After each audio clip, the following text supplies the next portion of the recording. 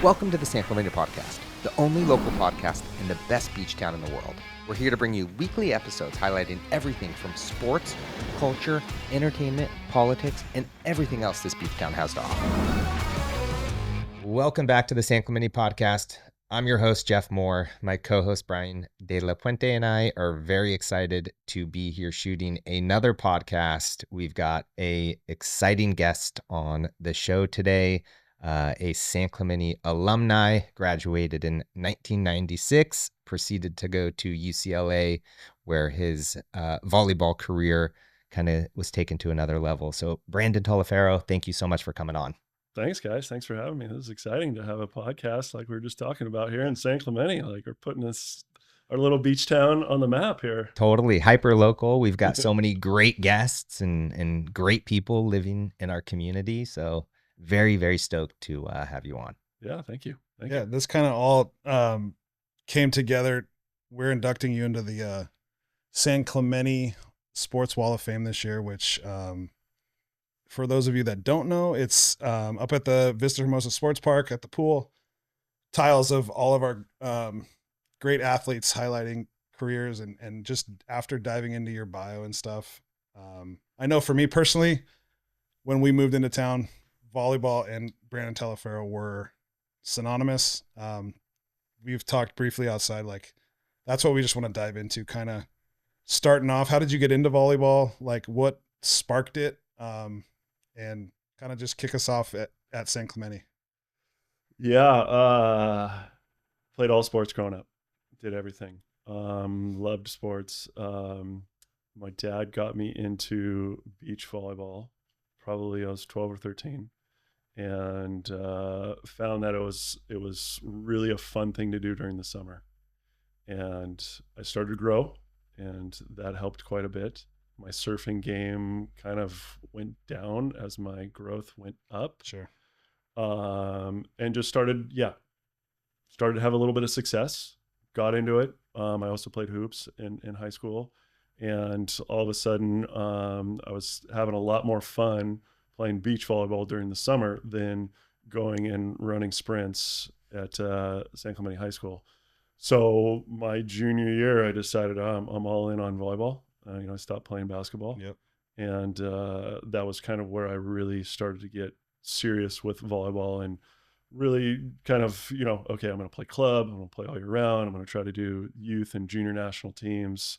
And then I eventually want to definitely go to college and play in college. What was the club scene like then? Now there's, multiple clubs within San Clemente. Was it? Yeah. So there was a small club, I think Laguna Niguel Volleyball up by Capo. Okay. And that's where I kind of got started. Yeah. And then somebody recommended to my parents, hey, if he's serious, should probably go up to Newport to Balboa Bay Volleyball Club.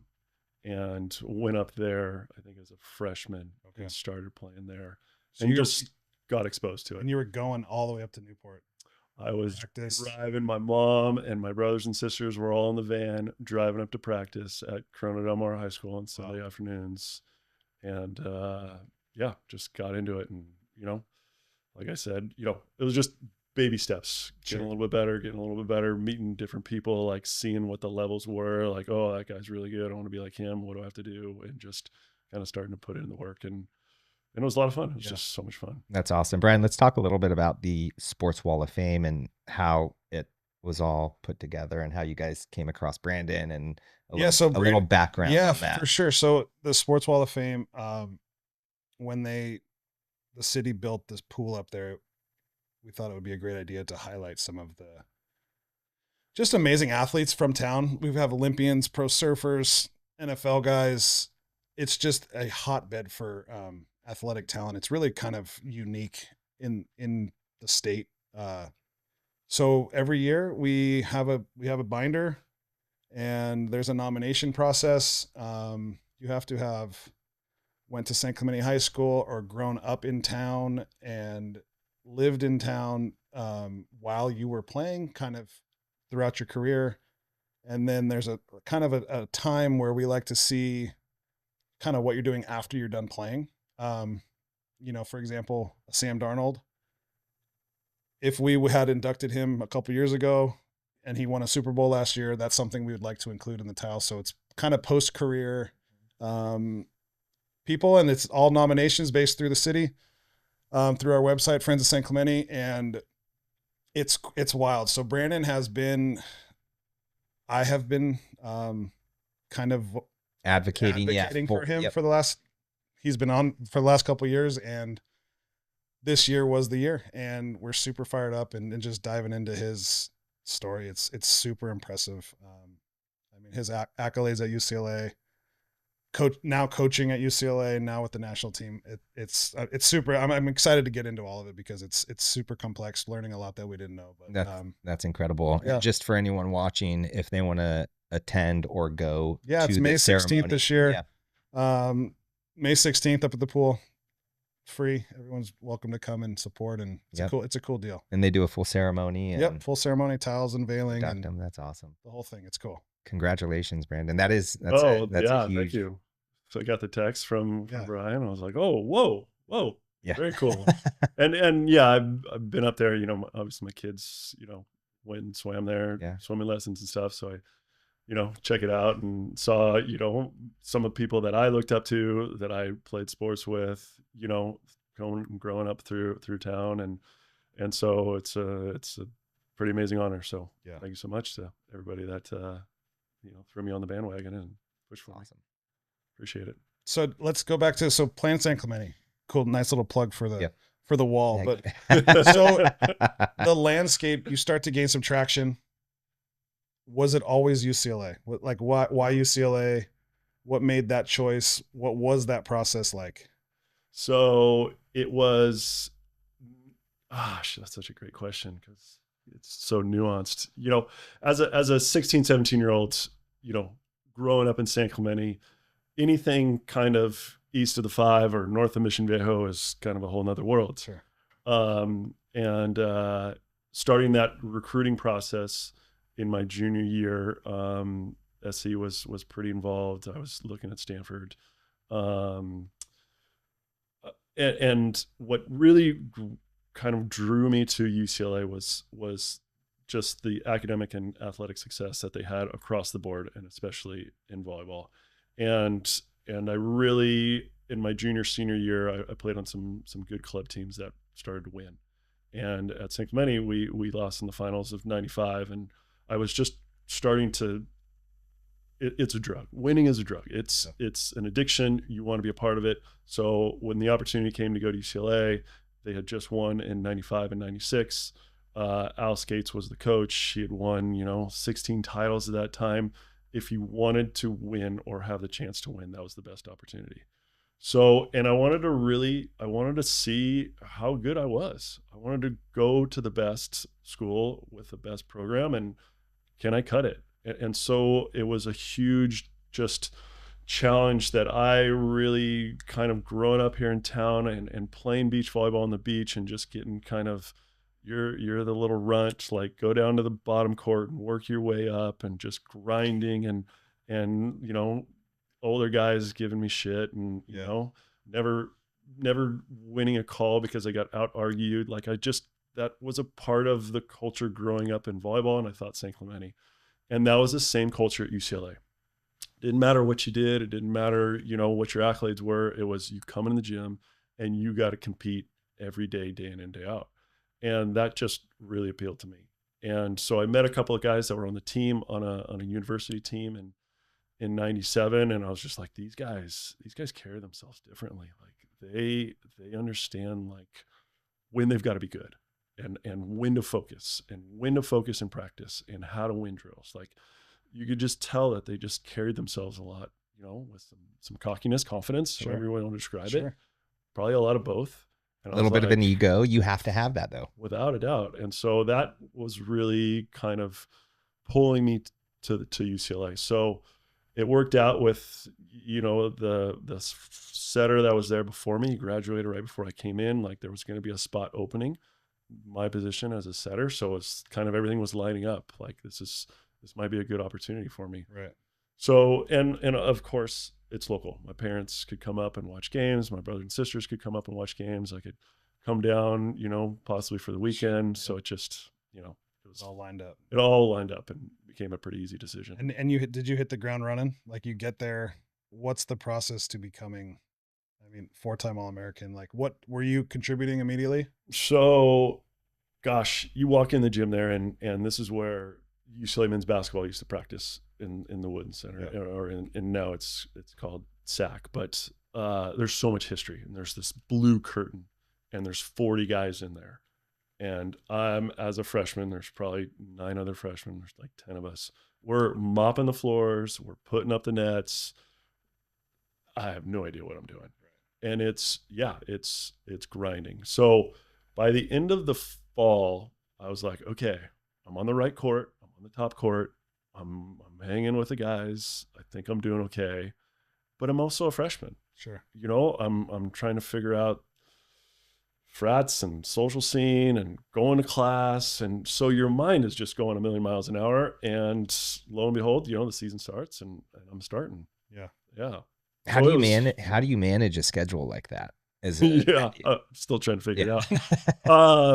Fortunately at UCLA, they've got a lot of support, academic support. You know, you got tutors and you got guidance counselors that are kind of talking you through it. But yeah, it's a grind. I mean, being a student athlete is a full-time job. It is, you know, you're probably 4 to 6 hours a day of sports, whether it's lifting, prep, practice, video, and then you got class and you're managing class. And, you know, obviously as a freshman, you're trying to, you know, like you're just meeting people everywhere, you know, and fortunately I had my roommate at the time. It was another San Clemente local, Andy Bailey, who was playing water polo. And he helped guide me and like keep me on track. He was redshirting. We took the same classes usually, That's nice. You know, and so he was keeping me. Andy'd be another good one to come on here. He'd be excellent. He's excellent. Yeah. What a great metaphor for life, though. You knew you were in the right room at UCLA, right? Like you had to put yourself in a position to where you were surrounded by other like-minded killer athletes that ultimately wanted the same goal. They wanted to win and compete at a level that, you know, is just a next level. So what's the what's the numbers look like on a college volleyball team? Are there freshman team how's the structured lineup? Is there So it's way different now. But at that time there was no roster caps. Okay. So the volleyball team at UCLA, you know, was probably between 30 and 40 guys. Oh, okay. And there was probably 12 to 16 that were on the first court. Gotcha. And then there was a whole blue curtain, which is infamous, of guys on the other that are just grinding, trying to get onto the first court.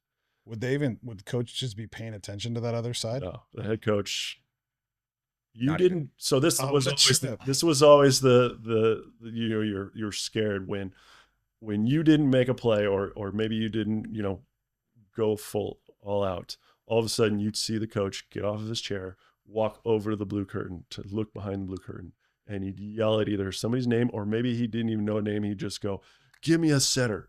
Oh shoot. And practice would stop and somebody would just come sprinting from the other side. And all of a sudden, if he looked at you, you're like, oh no. And you got sent to the other side. Oh, that's the worst feeling ever. So that was just so motivating that there was just all these guys that were clamoring to get onto the first court. That once you got there, like you had to stay. Yeah. You know, and the microscope too, though, on that first court. Yeah. You're always, but you know what? That's that competition. The competition breeds that, right? Yep. And it creates that resilience. So when you do get into the finals and winning the opportunity to win a national championship, we've been doing this every day, right?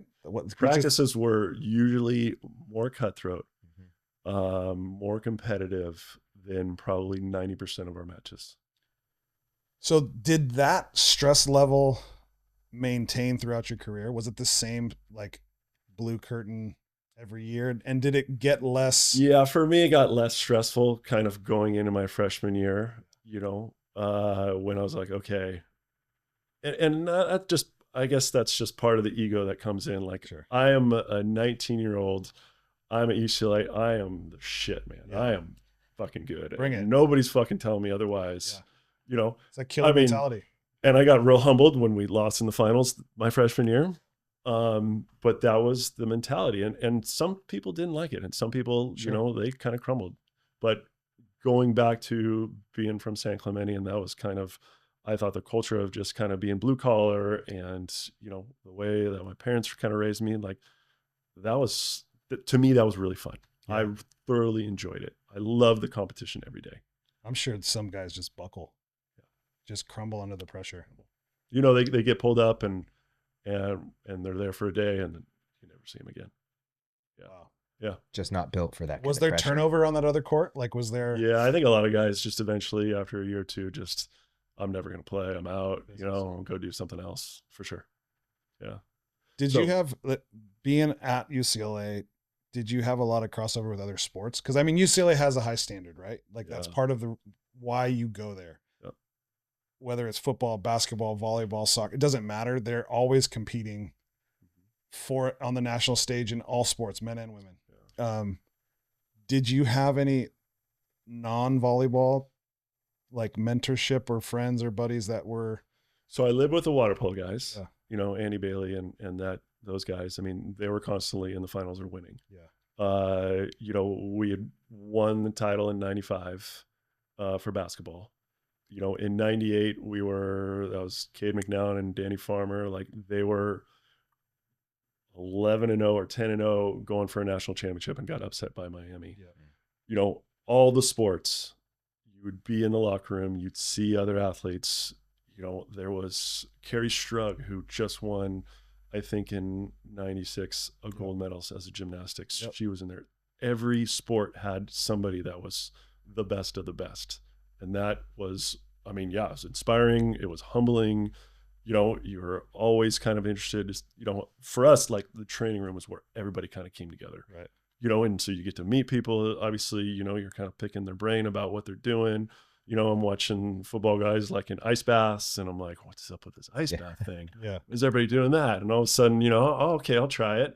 You know, and a guy walks by who's a lot bigger than me and like, what are you doing? This isn't cold. This is like 40 degrees. No. Let's put some more ice in here. You know, and you're not going to tell the offensive lineman, Jonathan Ogden, to like, oh no, that's too cold. Yeah. You know, and I mean, so post sports or, you know, our season, everybody played in this IM basketball league, and it was kind of a thing. Yeah. And, you know, playing with some of the football, volleyball, basketball, some baseball guys, like you're like, whoa, these guys are some athletes. Yeah. Like, you know, and that was just so fun. I can only imagine. Yeah. Those athletes are like, oh, there was a strong safety. His name was, I think, Atkinson, you know, who went on and played in the NFL for a couple of years. We're playing an IM basketball game in Poly, and there's like 4 courts and everybody's playing, and he just gets a breakaway and breaks and takes and dunks the ball from the free throw line. You're like, I know this guy Michael Jordan does this, but like, you're just like, just next level. Yeah. It's next level. That's so cool to be. So that was the environment. Success, amazing. Yeah, success breeds success, and to be around that is incredible. Yeah, just like a certain level of accountability to the school, which we didn't really. I mean, at Cal was separated, so like Cal's campus is kind of hill, so football was up top, and then a lot of the water polo, volleyball, basketball were down the hill, soccer. So we didn't have that much crossover with a lot of the different sports, but I love the idea of the other sports pushing each other. That's so awesome. Like with the kind of the intent of like putting out for our school, like that school pride. That's rad. Yeah. That's and, cool. You know, every chance we got, we try to go to, you know, everybody else's game and support them. And it's cool. They do the same for us. So definitely a community feel amongst athletes, you know, at UCLA, in my opinion. What kind of discipline, like during those 4 years you're playing volleyball, like what does a day in the life of Brandon look like, or for any of those athletes? How much discipline is required, and what does a day look like? Yeah, I mean, it all kind of centers first and foremost on when practice is or what the competition schedule is. And then everything kind of falls into place from there, you know, like, yeah, class. And then, you know, as an athlete, food and eating is it's very important, and it's fantastic. So, and then the other big one is just sleep, you know, trying to manage and get enough sleep. So yeah, class was in the morning, you know, and as a freshman, my fall quarter, at 8 a.m. psychology, Psych 10. Like, oh, this was a tough one. Monday, Wednesday, Friday. That was tough. So after that, like, no classes before 10. Yeah, no 8 a.m. class. 10 to 1 was class practice. 3 to 6, weights Monday, Wednesday, Friday, or 2 to 3. And then usually some video afterwards. And then, writing papers and homework. Yeah. Until the evening. Yeah. So it's a long day. It's pretty fun. It's awesome. Yeah. So your time at UCLA, 2 national championships, all century team, all 4-time All-American, super successful college career. Once that's done, what is next? What is the volleyball equivalent to getting, like, did you go overseas? What was? Yeah. So I went straight from, in 2000, I graduated and finished playing in 2000. The 2000 Olympics were going on. I was an alternate for the 2000 team. Okay. That following year, I went back to finish up school in the fall, and then went back to the national team in the spring of 2001. And so I was playing on the national team and trying to go to the 2004 Olympics. Okay. Went overseas and got to play in Vienna for 2 seasons. And then, in 2000 at UCLA, I started to have a lot of back problems, and that was kind of continuing through. And so finally in 2003, I was married, and I was just, it's time to give it up. Sure. It's time to move on. Yeah. And stopped playing volleyball. And had my daughter, Mia, and living in Manhattan Beach. And that's when I bought A to Z Leak Detection and started working. And I was actually commuting from Manhattan Beach to San Clemente a couple days a week. 'Cause the office and the business was kind of centralized down here. Mm-hmm. And then moved back to San Clemente. Moved back to San Clemente in 2009. So yeah, in 2006, the national team moves back to Anaheim From Colorado Springs. Okay. And so I was kind of intrigued. And so prior to that, training with the national team, you're in Colorado Springs. In Colorado Springs. Living there during the summer. And nobody was really excited about that. Right. So from 2000, the Olympic team did okay. 2004, I think they got 5th. It just wasn't a great time for the national team. That was kind of the down years.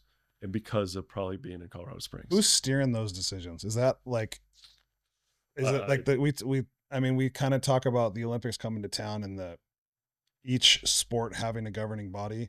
Are those decisions from USA Volleyball? I think. Is that the governing body? That is for USA Volleyball, yes. So are they making decisions that I believe so. I'm sure the head coach probably has some say in that. Gotcha. With regards to like where they go in this instance in like Colorado Springs. So you said that wasn't a great area. Like what, people just didn't want to live there, or it wasn't a hotbed for athletes, or 90% of the athletes that are playing for USA Volleyball are from Southern California. Got it. So be here. Yeah. You want to be here. Where you want to be. Yeah, you want absolutely. It's the hub. You got all the beach volleyball happening out here. And yeah. So in 06, they moved back, and all of a sudden there's momentum, there's infusion of probably some more talent, there's excitement. And they're gearing up for the 08 Olympics at that Olympics. point. Okay. Yeah. Uh-huh. So I come back and try to, I haven't played in 3 years. I got 2 kids, I'm running a business. Sure, why not? Let's do it. What was that? Back, like what's your body telling you? My body is telling me you got to manage your time on the court, and you've got to know what works for you and what doesn't. Gotcha. And fortunately, the new coach knew my history and wasn't just, hey, it's my way or the highway kind of a thing. Like, let's work with you to see what you can do, with the most important thing focusing on is you being on the court, not how much you can lift or deadlift or how fast you can run sprints or how many stairs you can run. And so that change in mentality made it possible for me to do that. Gotcha. And so, yeah, I stopped kind of all deadlifts, did more body weight exercises, more plyo, got into yoga. I went to what's called the Agascu Clinic with just an alignment of my back and my hips and trying to make sure that my body is straight. And that started to help. So I was doing a bunch of different things just to make sure that I was on the court. And it was not only the body, but the game is starting to evolve. The tempos, the setting is faster. The guys are bigger, stronger, and so it's catch up. Yeah. It was a big change, and in hindsight, it was the best thing that I ever did because I struggled, and it was the hardest thing I ever did. Like, can I do this? I'm not very good, and for the first time in volleyball on the court, like I was having some self-doubt. Right.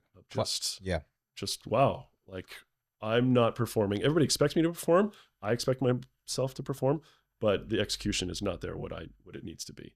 And so, you start kind of going through that process, it's where the head gets involved, and you're like, wow, he's better. I'm not doing blah, blah, blah.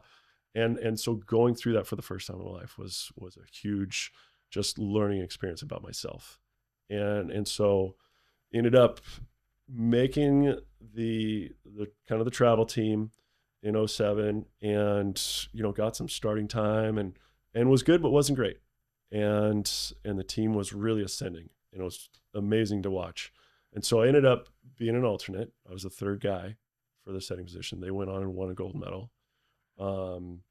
and it was just I was so comfortable in myself at that time, and that part of my life, I had 2 kids, I had a business. I was just, I'm happy with what I did. Sure. Coming back and what I accomplished.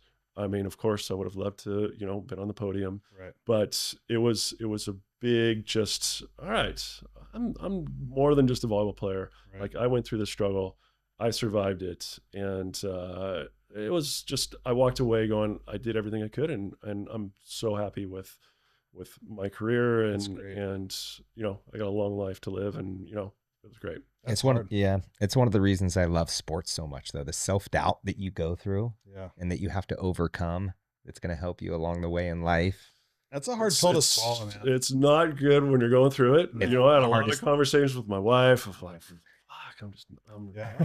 but it never ends. I don't care how old you are. If it's a new business you're going down, or a new venture, or whatever it is, you always have that self-doubt that you have to work through. Well, now it's, I've got that confidence of going through it. Exactly. Like, I can do anything else, and go through that pain and struggle. And because I hadn't really had that too much before. I came in UCLA, I was kind of the guy. We won 2 titles. Like, I was feeling pretty good. Right. Yeah. And then, but that's the great thing about sports, you're probably alluding to, is that it'll humble you real fast. Always. Everyone gets humbled at some point. Absolutely. Yeah. How important was your relationship with your wife at the time? Like, was she helping you? Was she? Yeah. So she was a former athlete. She played volleyball at Stanford, a lot smarter than me. She was just supporting, like, whatever you want to do. Okay. I think you can do this. You can do this. Just keep going. Just get through tomorrow. Go back there, do what you do. Don't worry about it. Stop beating yourself up over, a little play or a loss or whatever, basic stuff that you need to be, here again and be reinforced, because all of a sudden athletes, their mind goes one way and goes the wrong way. It can go pretty fast. So seeing that, she was amazing. Seeing that was a freaking 10-year-old. Sure. No, but I bring it up, Brian, because we talked to Sam about it too. Just having the right people in your corner. Yeah. I mean, you can probably speak better to it than anyone else too. Yeah. Well, it's like national stage, right? We're dealing with, like, my son struck out twice the other day, and he was like, tears, I suck, all this like the negative talk. And you're like, how am I going to approach this? On one hand, you're like, you want to be like, listen, suck it up, dude. Baseball, you strike out a lot. If you let this strikeout affect tomorrow, like your wife was telling you, hey, deal with little things. And so part of me wants to be hard, but then the other part of me is like, striking out does suck, buddy. Like, what are we going to do about it? How can we get better? Let's go hit off the tee. Let's whatever. And that's what's so great, is it doesn't matter if you're at the top level or a 10-year-old playing Little League baseball. It's the same self-doubt, and it's the same lessons, but amplified emotion.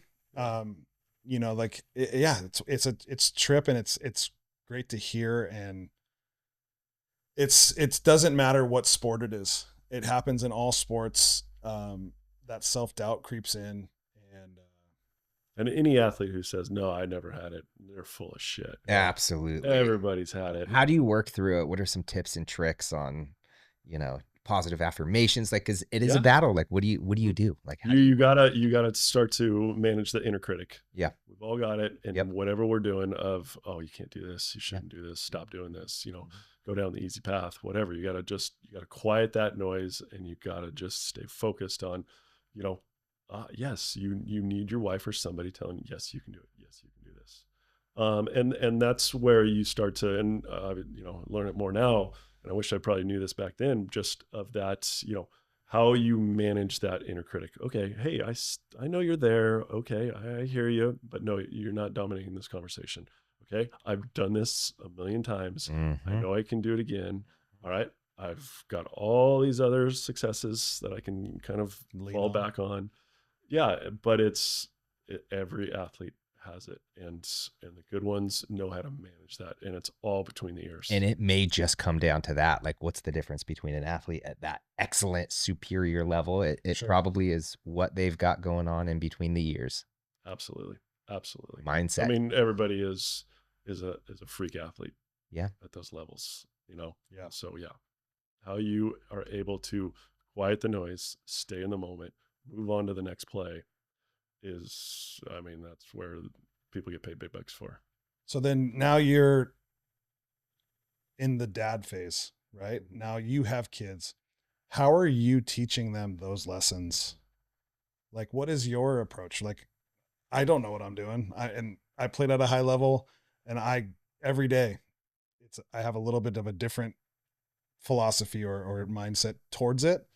And it's constantly evolving. And I think that's part of the process. But like, what was your kids are successful? What was the So I heard something from another coach that there was some study that said that, you know, kids going home from a sporting event would much rather ride with grandma and grandpa than mom and dad. And why is that? Because grandma and grandpa are talking about taking them to get ice cream. Right. Mom and dad's talking to them about the game. Yep. And so fortunately I heard that, you know, and so I coached both of my kids, you know, in all sports and volleyball. I never wanted to get in the car and talk to them. And I didn't ever want to come home and, you know, or if I didn't coach them, come home from when they got home from practice. Hey, how was practice? Kind of thing. I definitely didn't always do this, but that was kind of what I tried to do, is let them ask me questions. And then refer it back to, hey, how was hanging out with your buddies? Who was also at practice? And the be all end all is to make sure that they were having fun and they wanted to go back the next day to practice. Super. And that was it. I would love to hear what my son and daughter say about this. But that was always kind of the mindset of, you know, I know how hard it is and how much you have to sacrifice. 99% of them don't want to do it, right? Which is great. There's nothing wrong with that. I don't care whatever you want to do. I just want you to be happy kids that are respectful and, you know, say hi and please and thank you and look people in the eye. Anything else after that is, you know, the cherry on top. Well, these kids have such fragile mindsets, and you can tell through coaching youth sports like we do. You can tell the kids that have the parents that get in the car after the game and just hammer in on them, and you feel so bad for them. Yeah. It's heartbreaking to see. It's got to be fun. I think that's the root of it all. He nailed it. Brandon absolutely nailed it. Our job as coaches is to make sure they're having fun and they want to come back next year and they're learning a little bit. Right? Yeah. And they're learning and getting a little bit better. Yep. They're having fun with their teammates and they're learning, and it's a fun. They want to come back. That's the key. Yeah. So you, after playing days, business, you ran your own business. Ran my own business. I also started 949 Volleyball Club. I co-founded that. That was in 2009. Okay. And me and Trent started playing there. And Trent's your son. Trent's my son. Me as my daughter. And that was an educational experience. So were you coaching both of them in volleyball? At various times, yes. Yeah. And what level did you stop coaching, or did that ever? I mean, I know we've talked. I will get to it, but so another coach told me, he's like, it's really easy to coach your kid when they're the best or the worst. yeah, oh man, that's heavy. Yeah, like you got to think about that. Yeah. Like, that is true. Yeah. Okay. If everybody knows, all the other parents know that, your kid is a starter and he's a superstar, no problem. Or if he's not good and he's one of the worst guys or the youngest guys on the team and he's not a starter, that makes everything easier. Now, when it gets to be where there's, who's a starter, who's not, who gets playtime, who doesn't, because you're the coaches, pulling your kid in, then it gets tricky. Yeah. So, my daughter played a couple of years and then she stopped and she wasn't the best. So that was easy. My son started off and he was the best, and that was easy. At 11, 12, he was the best. All of a sudden at 13, everybody starts growing and he doesn't. And so he's not the best. So I'm like, oh, at the end of the 12s year, I was like, all right, I shouldn't coach him the next year. So 13s, 14s, I didn't coach him. Okay. And he was middle of the pack, trying to get play time on his club team. And then all of a sudden, 14s, he starts going through the maturation process and starts growing. And I coached him again 15, 16s, and then stopped coaching 17, 18s. He ended up going to a different club and getting away from daddy ball. And I wanted him to he went up to Newport and played on a top team, and he had to do it on his own. And I think it was a blossoming kind of expanding just moment for him to, okay, I don't need dad around. I can do this on my own. Yeah.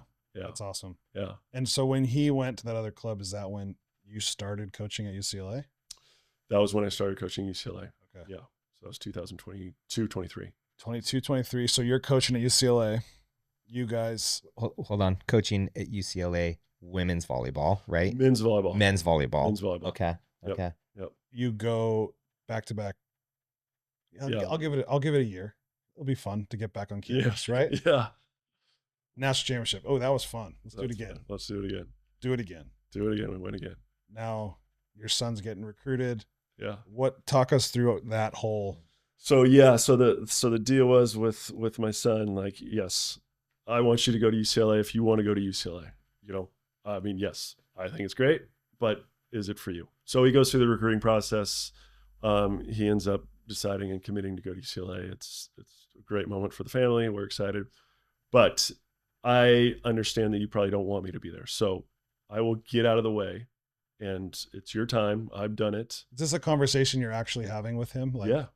This is a family conversation, And what is it that you think why is it that you don't think that he'll want you there? Is it just the traditional? Giving him the. Do any of us want our moms and dads hanging out with when I'm 19 years old as a freshman in college? Right. I didn't. No. Right. Yeah.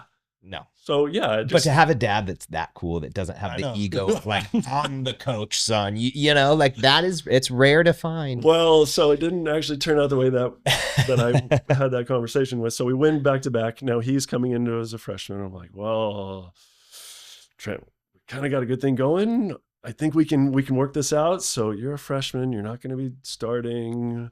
I'll let the other guys kind of coach you, and I'll just you're gonna be on the other side of the curtain, bro. Don't even worry. From the fun. Yeah. And he was like, whoa, no. Like, I understand, so there was a lot of conversations, give and take. Mom was definitely highly involved with negotiating this. Other coaches were involved. And so absolutely one of the highlights of my life was to be a fly on the wall and see, your son be a freshman and go from a wide-eyed freshman as a starting, his freshman year to, kind of knowing what was going on by the end of the year. It was just priceless. It was so fun. I can't even imagine the proud dad moment and just like, and it wasn't like we talked about. It wasn't about proud about what he did on the court. It was just how he interacted with his teammates. His teammates respecting him, listening to him. Giving him a ton of shit for being a freshman. Right. All the freshman duties that he had to do, that I had to do, that I got to watch him. Struggle and bitch and complain about. So all those just little things. Off the court, the locker room, the bus rides, all those things are just they're priceless that But you get to yeah. watch. What a great feeling though to know, right? You must be thinking I raised him right? Like to see him interacting and being able to Yeah. manage those situations, that's got to be very, very proud. Very, very cool. Yes. Very cool to see him thrive, in that environment. Awesome. Yeah. What a, Very cool. that's awesome. It's Yeah. really, really cool. So yeah, I got out of the way. Now he's there thriving, and so we're not at UCLA anymore. We're not at UCLA. We're coaching the national team. I just learned national team in non-Olympic years. Yes. Olympic team in Olympic years. Gotcha. So we're a national team right now. So girls, women's national team. Women's national team. Okay. Yep. And So this is the first season. We're going into our second season of the quad. Okay. Yeah. Cool. So you signed up for the quad, meaning the 4 years leading up to the Olympics. Correct. So 2024 to 2028. Yep. That's the quad year. That's the quad. So what is that workload? What's your role? What's that look like? Yeah. So I'm the offensive coordinator, so to speak. Okay. And our season is May through September generally. Okay. The women right now are playing either in domestic or international professional leagues, and they'll start finishing those up here pretty soon and start filtering into our training center in Anaheim. Cool.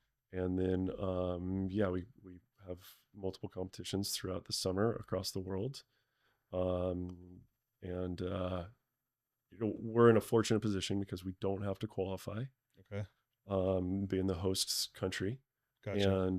And so we've got a little bit more play with trying out new, athletes or younger athletes just to see how they integrate.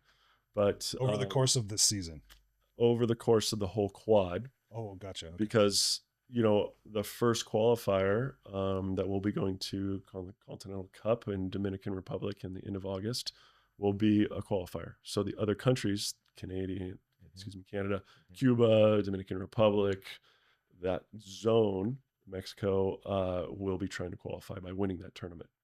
Just a winner qualifies? Just the winner qualifies.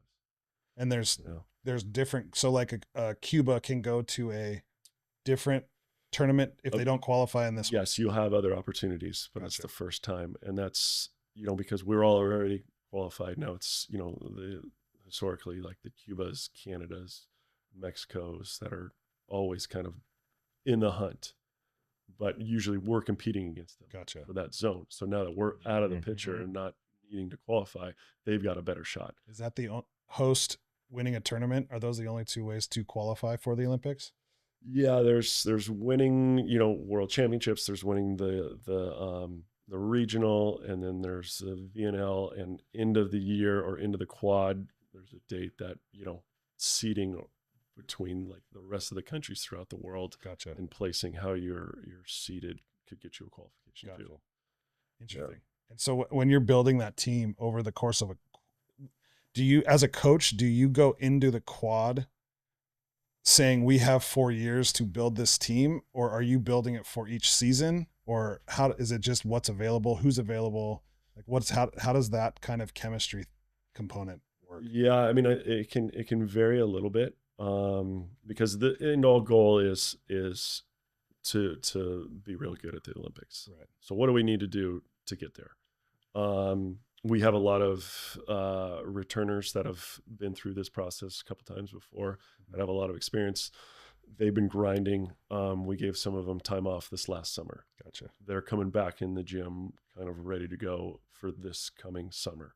So they'll be integrating back. You've got a new up and coming crop of athletes who haven't proven themselves on an international stage, but are players of the year, All-Americans coming from their respective universities. Gotcha. So it's always that battle of the the young and the old and mixing them and try to, create the best environment for Team USA and the best team, obviously. Culture. So the culture part of it, but we want to build as we go through the quad. Right. Yeah. And that's tricky, because there's injuries, there's good plays, bad plays, there's good calls, bad calls, Yeah. How much of what's the chemistry component? Is it the management of, you've coached men and women? what's the biggest difference in coaching the different gender? Like, what is a challenge for the men that's not a challenge for the women, and vice versa? I mean, at this level, you're dealing with professionals that have, they've dedicated their young lives to this craft. It is about trying to kind of put the best 14 people together that get along and are going to all kind of be on the same train, so to speak, going in the same direction.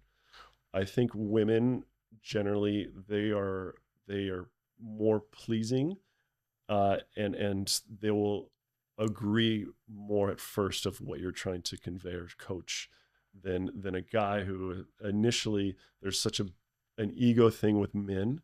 Sometimes it's their reaction is no or questioning. Gotcha. I think women at first they're going to agree, and then they're going to question later after they start to kind of go through it. So I have thoroughly enjoyed the last year being with the women. I mean, they are their work ethic, their professionalism.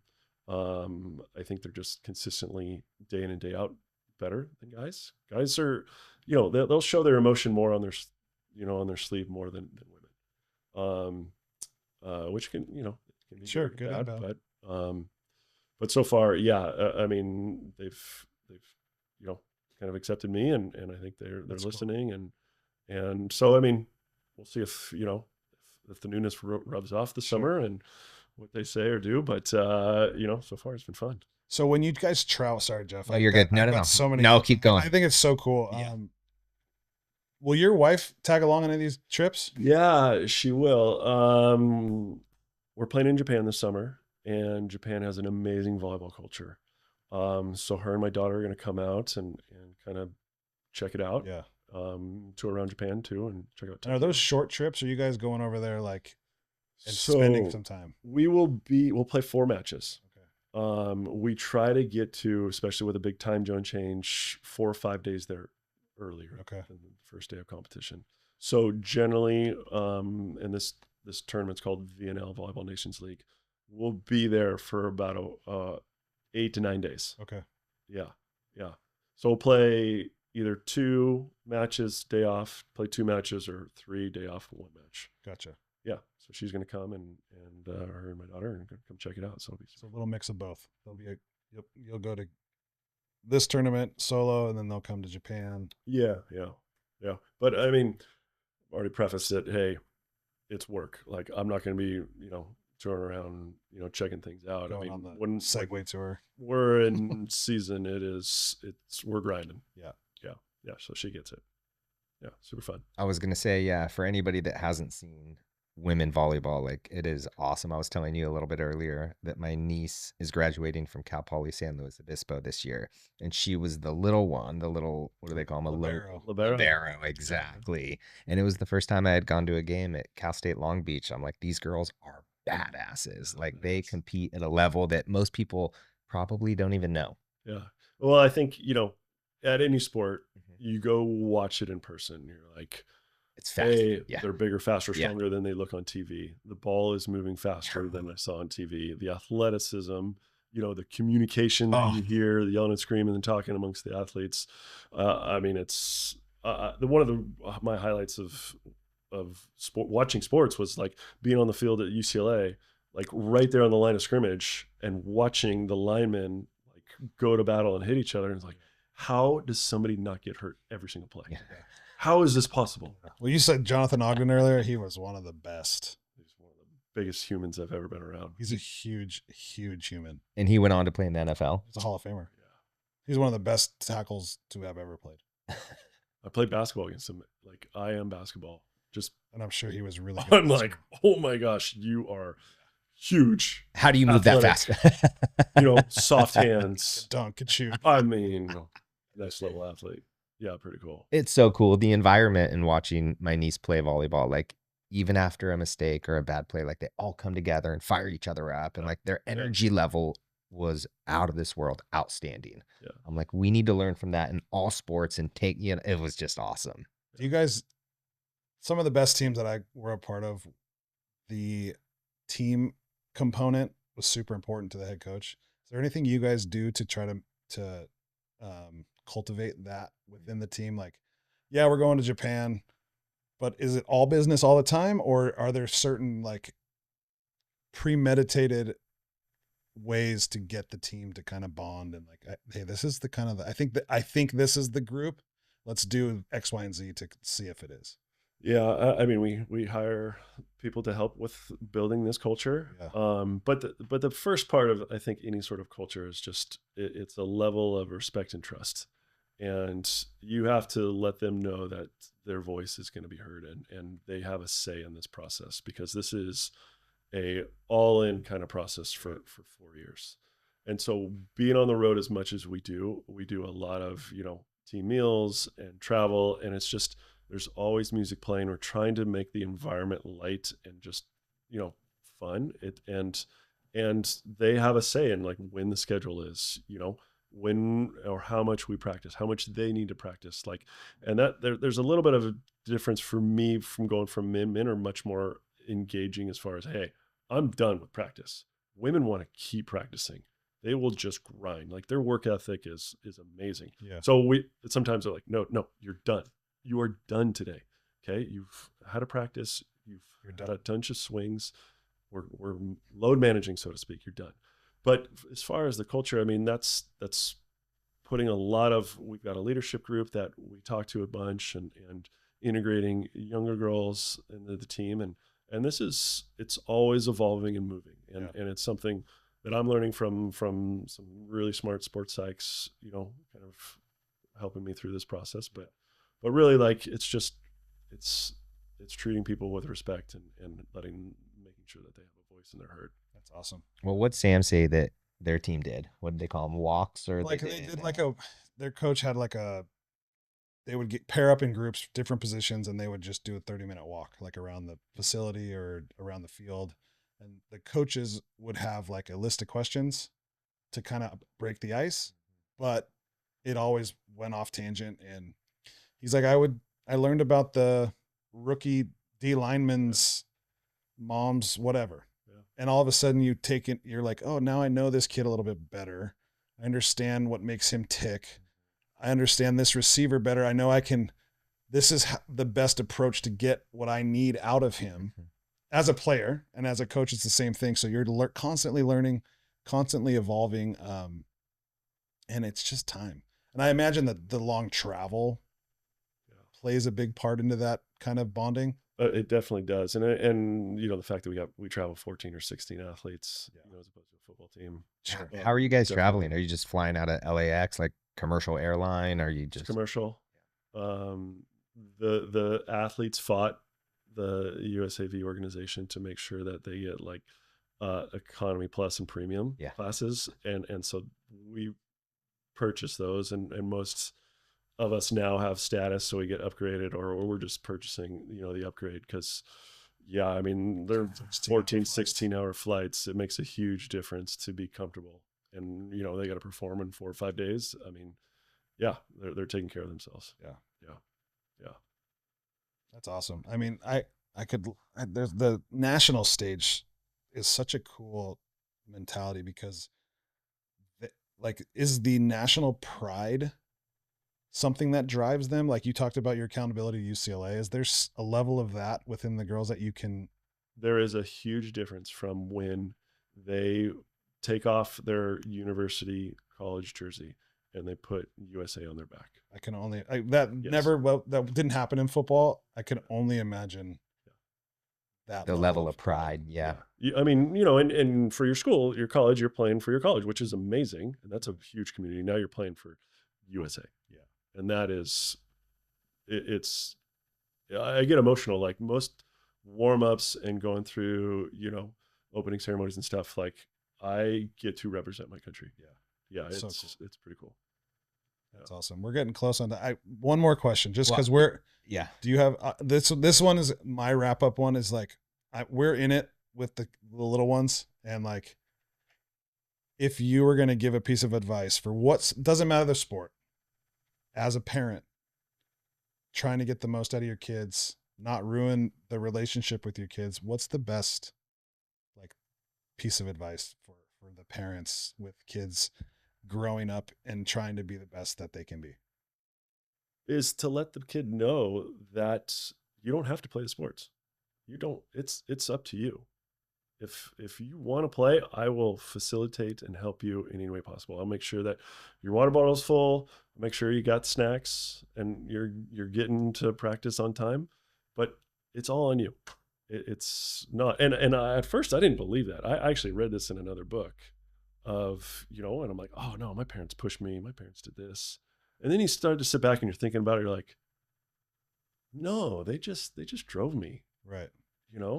And maybe that was just my experience with my parents I was so fortunate that, the way that they brought me up, but like, just let them know that they don't have to do this, and I'm sure, there's some parents or, even and myself, like, yeah, but if I said that, then they're just like hanging out and they're on their phone, and that phone is such a huge competition now, but as long as I think that they understand that you're in it just for fun for them, like, and to really, I think, focus too.